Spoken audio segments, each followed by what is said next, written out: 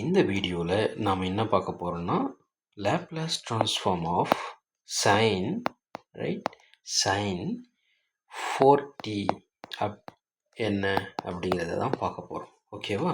So for example இப்போ Laplace transform of sine A T அப்படின்னு இருந்துச்சுன்னா ஓகேவா, நம்ம எப்படி எழுதுவோம் அப்படின்னு பார்த்தீங்கன்னா A by S square plus A square அப்படின்னு எழுதுவோம்.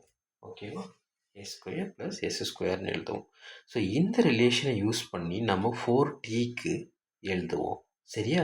ஃபார் எக்ஸாம்பிள் இப்போது sine of L of sine 4t அப்படின்னு இருக்குன்னா நம்ம எப்படி எழுதுவோம்? ஸோ இப்போ என்ன பண்ணணும்னா எங்கெங்கெல்லாம் ஏ இருக்கோ எங்கெங்கெல்லாம் ஏ இருக்கோ அந்த இடத்துல நான் வந்து 4ன்னு சப்ஸ்டிடியூட் பண்ணணும். ஏன்னா மற்ற டேர்ம்ஸ்லாம் சேம். சைன் ஆஃப் 18 இருந்துச்சுன்னா இப்படி இருக்குது, அப்போ 14 இருந்தால் என்ன அப்படிங்கிறத தான் நம்ம இப்போ பண்ண போகிறோம்.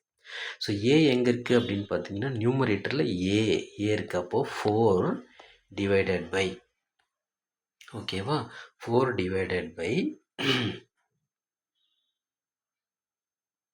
S square plus 4 square. ஓகேவா? 4 divided by S square plus 4 square.